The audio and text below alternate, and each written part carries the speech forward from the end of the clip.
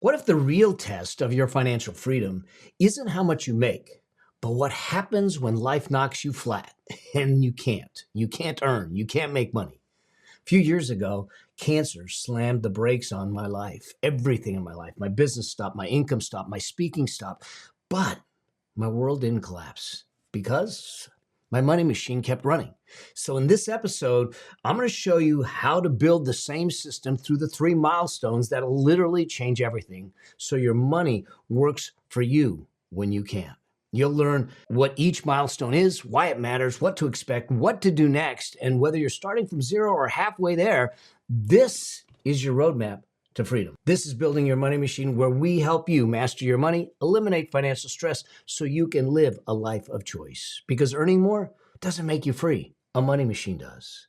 And that freedom doesn't start with the next raise, the next client, or the next paycheck. It starts the moment you get your money to work harder for you than you did for it. Think of this as your financial education with a side of sarcasm and a whole lot of heart. And I'm your host, Mel Abraham. And after 30 plus years as a CPA and money mentor, thinking that all I needed was a corner office and a big spreadsheet, I realized that it isn't about bigger numbers, but it's about bigger choices. And so if you're ready to take control and do it the right way to build your money machine, let's jump into the episode.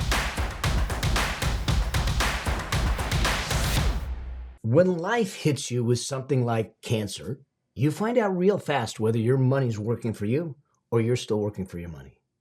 Back in 2019, when they came to me and said, hey, you have cancer, there I was sitting in a hospital room and I'm realizing that I had to stop my business. I had to stop my income. Everything stopped, so I needed to fight this devil called cancer.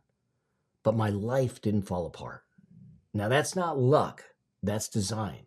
That's because I had already built a money machine. My money was working even though I couldn't. Now, I didn't build it because of the cancer. I built it because I wanted the freedom. I wanted the agency over my time. But I want to walk you through the 3 milestones here because it's important to me, and it's going to be important to you, to be able to separate your earnings from the efforts to earn it, to have the freedom in your life.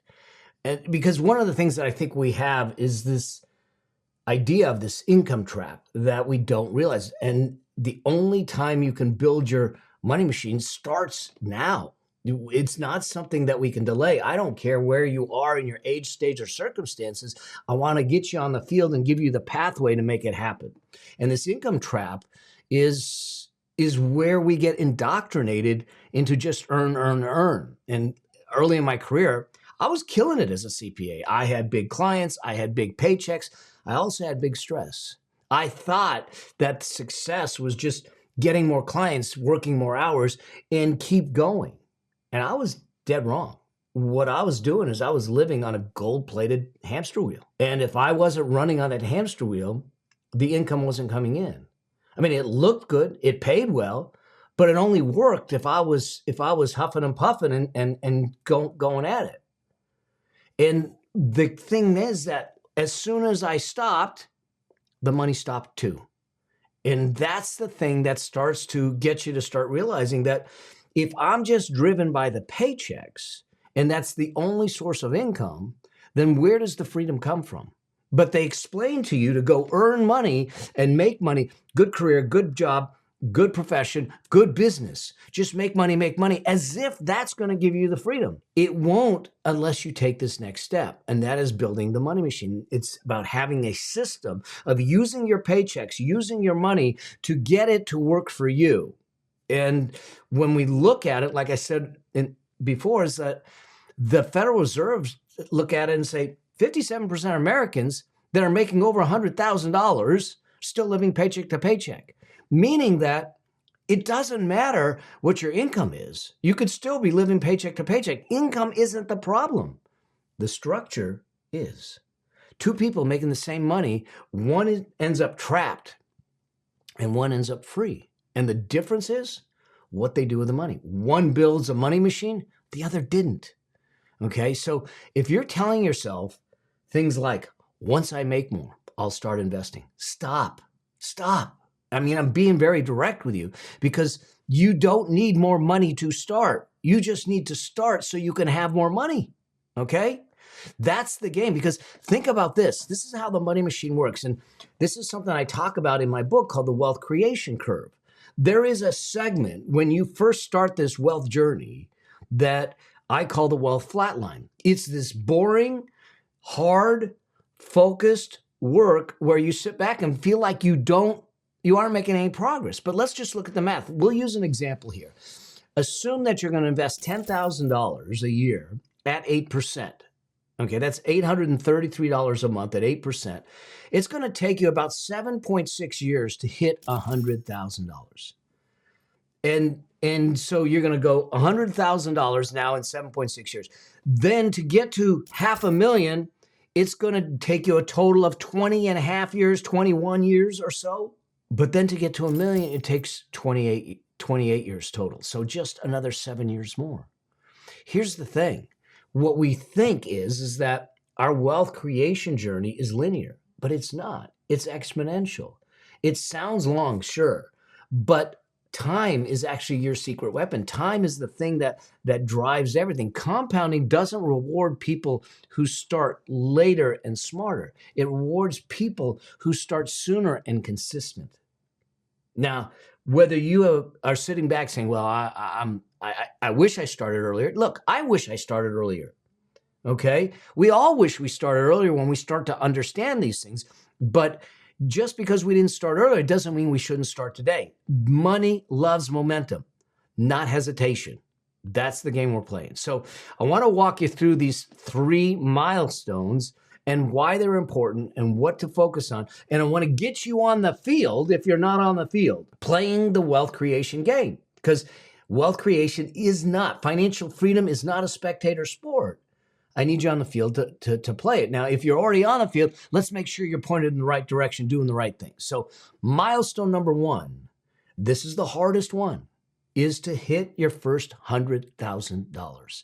And when I talk about this, the milestone, I'm talking about investable assets. The money machine is built on investable assets, a portfolio of assets that generate cash flow to allow you to live your life and have it pay for it. That's what we create. So when we talk about assets, we're not talking about depreciating cars. We're not talking about your clothes. We're not talking about the big screen TVs. We're not even talking about your home, because your home is a lifestyle asset. You're living in it.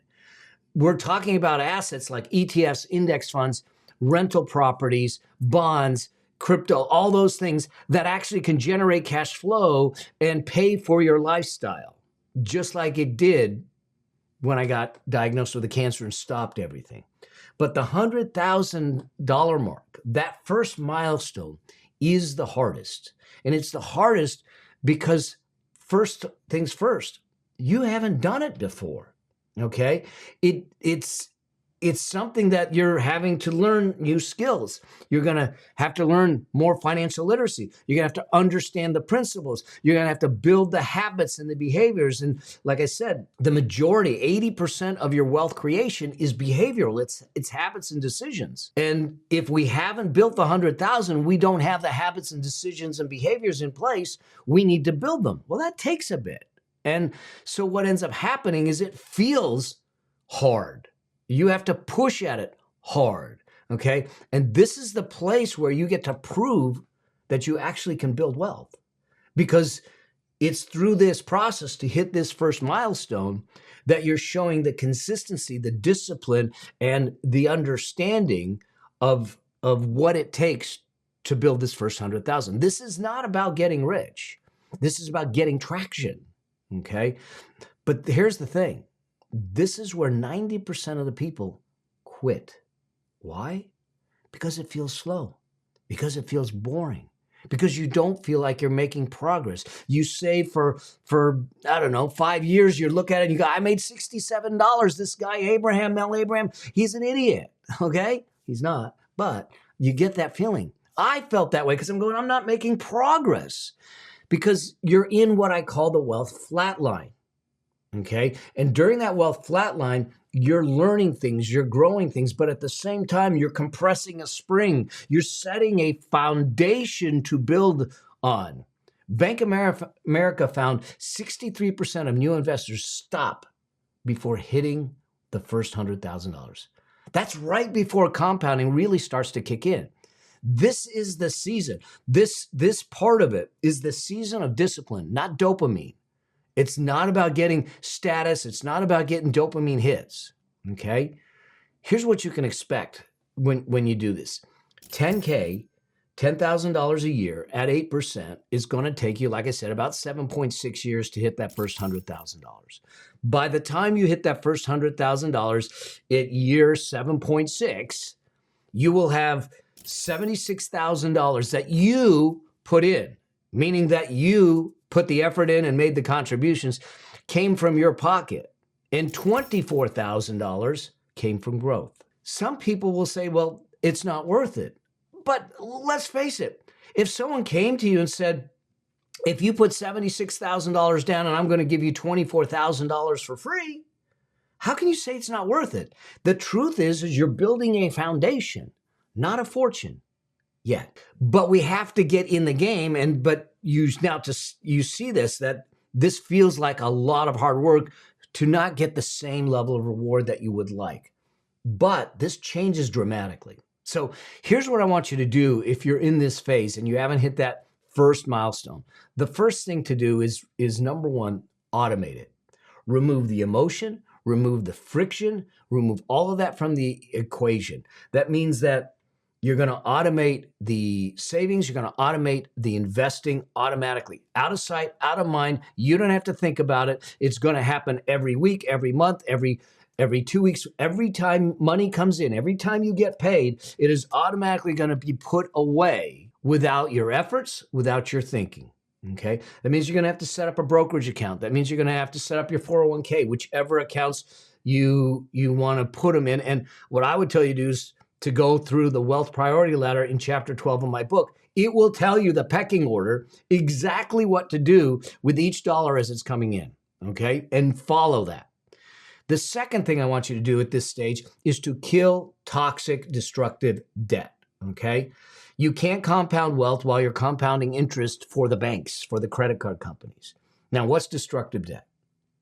It is debt that is used for consumables. It is debt that is used for lifestyle. It is the big screen TVs. It's the cars that you finance for 7 or 8 years because you can't afford it.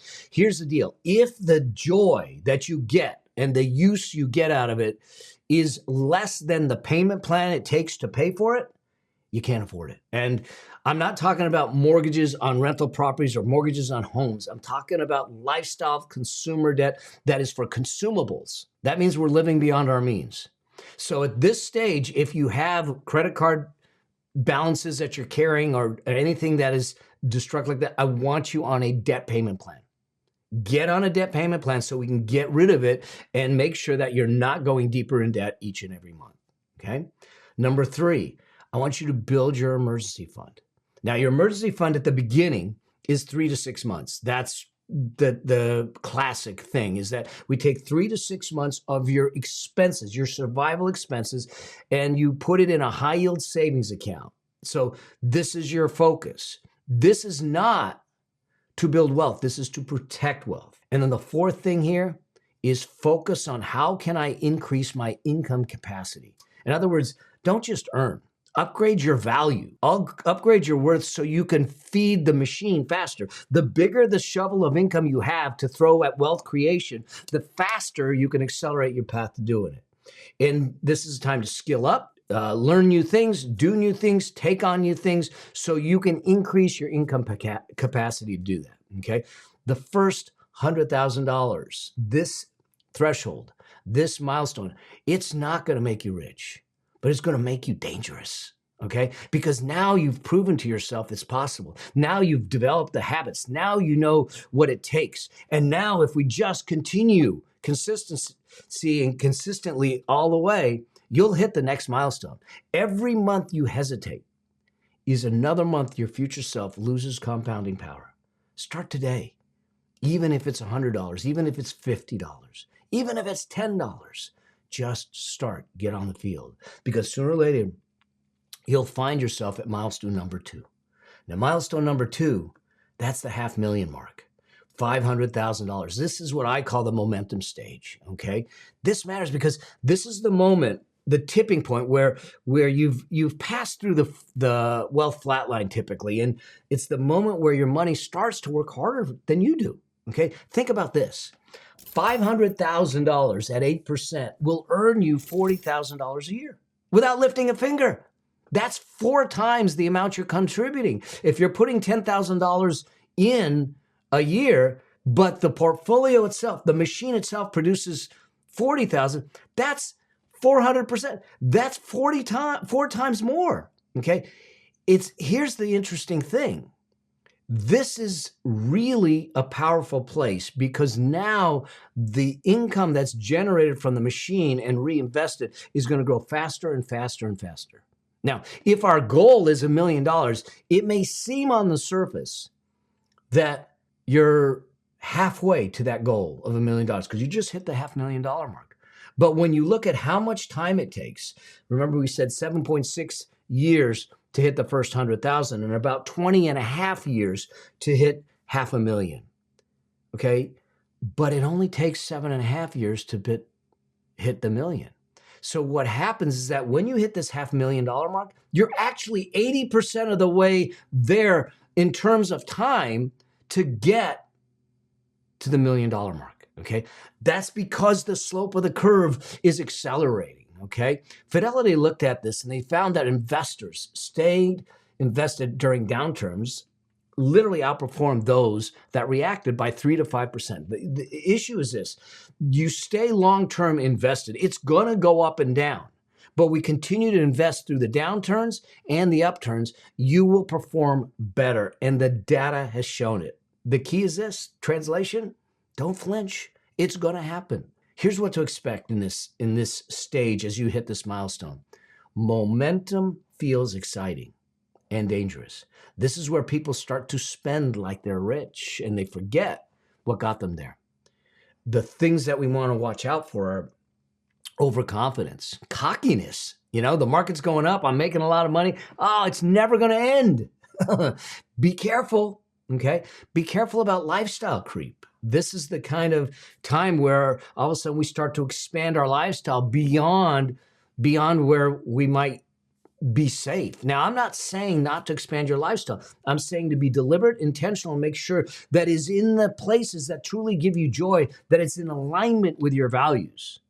The other thing to be careful about is risky bets. There is a draw to this high returns. People will promise high returns. Well, usually high returns come with high risk. Now, I take risky bets, but I take it with a narrow sliver of my portfolio. And I know when I take it, and I didn't do this when I began, because when I'm beginning, one risky bet could destroy me.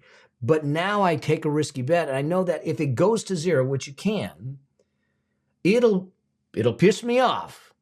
I will eat bad food. All right, I'll have the Kit Kats and the Twix bars, but it will not destroy us financially. So don't fall for it. Don't fall for it. You see it all. Okay. So here's what to do in this stage. This is the time for optimization. This is when you start to really take a heavy look at the fees that you're paying on your investing and advice. You want to keep your fees as low as possible. Okay. The second thing with optimization is to optimize your portfolio. How is your portfolio structured? Making sure that you have the right portfolio mix between equities or stocks, bonds, real estate, all that, to rebalance it yearly, at least yearly, to hit your risk profile and continue to optimize your returns. And then the third thing to optimize here is your tax structure. Listen, if you live in a state like I do in California, your tax rates, including state taxes, can be 50-55%. So my ability to maximize the use of the tax code to minimize what I pay to the government is huge. Every dollar I can deduct saves me 55 cents in taxes going away that I'll never see again. So we want to optimize that. The second thing we want to do here is to protect your income. That means, one, making sure that you have the proper insurances in place. Things like health insurance, disability insurance, possibly that, but also making sure that you have the liquidity in place. We started with an emergency fund, But now I want to push you to what I call a peace of mind fund. Emergency fund, 3 to 6 months. Peace of mind fund, 9 to 18 months. Because I want to make sure that we don't have to dip into the machine. We don't have to start carving pieces off if we need it. So we protect the income and the wealth by having that in place. The other way to protect the income is this: having additional streams of income. So if we have a single stream of income, one strand, that's a prayer. That's not a plan. And I want you to have the ability to navigate, well, if I lose one strand of income, one stream of income, it's not going to destroy me. Okay. I may not like it, but it's not going to destroy me. So when I first started out, I was consulting. That was the only strand of income I had. That was the only stream of income as a consultant, as a CPA. I was building, buying businesses and doing the things that I do and working with clients. But then I quickly looked at it and said, how do I protect my income? Well, then I started to get paid to write. Then I started to get paid to speak, all on the same topics. Then I got paid to workshop. Then I got paid to create courses. Then I got paid to licensing. So now all of a sudden I'm getting income in. That's not even including the income coming from the money machine. So this is a time for you to get one income stream running really, really well, and then start to build additional income streams to supplement it and to support it and to protect it. Okay. The third thing you do in this stage is to stay the course during volatility. Markets are going to go up and down. The markets go up 8 out of 10 years. That means they go down 2 out of 10 years. And so even in a downturn, you can make money because good companies, good stocks and everything, they're on sale, and they're on sale for investors. So stay the course during volatility. Stay the course during downturns. Make sure you're working from a plan, because the plan will work. When we do our money machine master plans for our clients, we break it down for them in a dynamic plan so they know exactly what to do, how to do it, okay? And that's the key to all of it, all right? Here's the truth when it comes to this. $500,000, this threshold, this milestone, it's not the finish line, but it's the gear shift. From here on out, the machine is going to do the heavy lifting, okay? You're not too late. This is the place that you get a chance to build, and you're just one decision away from building momentum. And so here's the thing. If you're wondering where you are on this journey to financial freedom, one of the things that you can use is our Financial Freedom Zone quiz. It's totally free. You can go to yourfinancialfreedomzonequiz.com. And you'll go put some information and you'll answer some questions. It's going to take you 70, 90 seconds or something. It'll produce a report for you to tell you where you are, what to do, what your next steps are, and exactly what to do to climb to the next milestone. All right? All right, that leads me to milestone number 3. This is the freedom stage. This is the $1 million mark, okay? Now, why it matters, $1 million, let's face it, is just a number, but it's a shift in reality, because at 8%, that $1 million is $80,000 a year, passively. $80,000 a year. That's 800% of what you're putting away, the $10,000 a year you're putting away. 8 times that. It's enough to cover a, somewhat of a lifestyle. I mean, you can't live by the beach in California, but it's $80,000 a year without effort. Okay, remember, we're trying to separate our earnings from our efforts to earn it. And you don't have to touch the principal at that point. See, freedom isn't about the Ferraris. Freedom is about buying your time back. It's the ability to say, no, I don't want to, and still be okay with it. But the challenge is that we don't realize it. The Schwab Modern Wealth survey that they just did found that 42% of millionaires still don't feel rich. Why? Because they never defined what wealth meant to them. So this is a time to make sure that you define yours. Now, I think you should define it way earlier than this, but if you haven't done so, this is a time to visit and ask yourself, what does hitting that $1 million mean for me? Why? Okay, because hitting $1 million doesn't make you feel like you've won. It makes you feel calm for sure, but it also brings new challenges.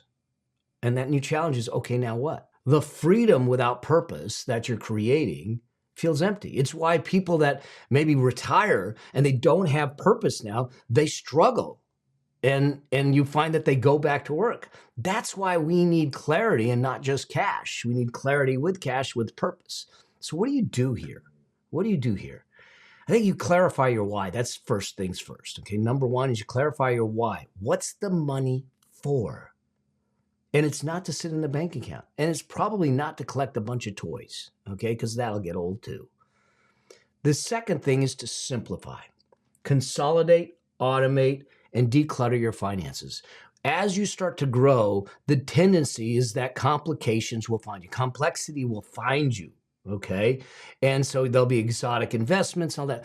I will tell you that my portfolio today, which is a multi-eight-figure portfolio, is far simpler than it was when I was in the hundreds of thousands of dollars. Because I thought I got enamored by the complexity. But complexity brings risk, and risk brings loss, okay? So simplify it, consolidate it, automate it, declutter the finances so they're simple, okay? And then start to shift. So you are right now getting to this point, you're focused on growth. You're focused on building. But this is a time for you to start also focusing not just on building, but on stewardship. Stewardship.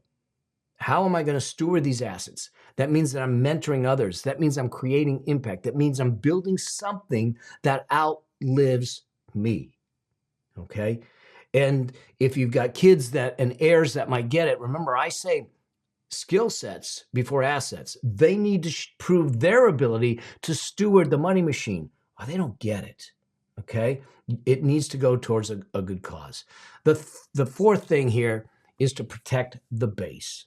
If you don't have it already, you want to have estate plans, wills in place. You need to have your insurances in place, and you need to have your long-term strategies in place because life's going to happen. You're typically, from a statistical standpoint, most people will hit about $1 million in net worth around 49, 50 years old.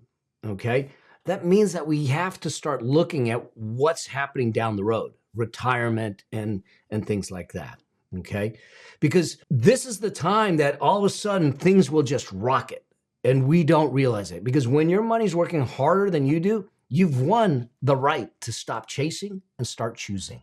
That's the game we're playing. You don't stop it enough. You use your freedom to build significance. You decide where you want to go. I've moved my goalpost a few times because I moved my why. But here's the power of this.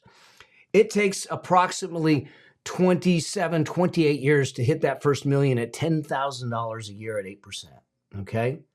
You're doing all right. But watch what happens, how it accelerates. To double it from 1 million to 2 million, it only takes 9 more years. 9 more years, and now you've doubled it. And now you've doubled it without any more effort. And then to double it again, it's another 9 to 10 years. That's it. Now, so here you look at it and you start to see the acceleration of the money machine, the growth of the money machine. But I had to get through the first thresholds, the first milestones to make it happen. And the tendency is to not have the patience, the discipline, and the diligence to get here. But when you get here, it's magical. Because imagine what a $4 million portfolio is going to now produce. Now, all of a sudden, it's producing $320,000 a year at 8%. Totally different game. See, because I realized this in a big way. Because where the cancer hit, I was in the middle of the multi-million-dollar stage. I stopped my speaking. I put my business on pause. The money machine was producing enough that I was able to pay the bills. I was able to protect the family. We kept our lifestyle. We didn't drain the accounts. I didn't sell things. We didn't downsize. You don't build the money machine to get rich. You build it so when life hits hard, you already have peace in the bank, okay? Don't wait for a diagnosis like I got, a layoff, a crisis to wake you up. Build your money machine now because when you need it, it's too late to start. And I don't care if you haven't started. Let's just get you on the field and start today. We'll build it. We'll do it. I've got you the whole way. Okay. Here's the thing. The first 100,000, it builds your belief. The 500,000 milestone, that builds your momentum. The $1 million milestone, that builds your freedom. And beyond that, that builds your legacy. But the deal is this: you can't get to any of them if you keep waiting to feel ready. You don't need perfect conditions. You just need consistent action. Every month you wait is another month you give away to your future. So stop scrolling financial advice, start implementing it. Take it today. Start today, because time is the one thing you can't buy back. Because trust me, TikTok won't retire you, but compound interest, it will. And remember, if you want to know exactly where you are on this journey, grab the Financial Freedom Zone quiz. We'll hook it up here and everything, but you'll know specifically what your zone is. All right. I hope that this kind of gave you a perspective. You understand the 3 milestones to building the money machine, why it's important, what to do. I hope that you found this of value. And also, do me a favor. Would you do me a favor and just share it out? Because the journey to financial freedom is always better when you do it with some friends. All right. And while you're at it, give me a subscribe. All right. I hope that this really serves you, and I'd love to hear from you. Send me your questions, send me your comments, send me your thoughts. All right. Let's keep the conversation going, because you don't have to do this isolated or siloed. It's the very reason I do what I do. It's to support you on your path to financial freedom. All right. And until I get a chance to see you on the road, out there as I'm speaking, always strive to live a life that outlives you. And I'll see you in the next one. Cheers for now.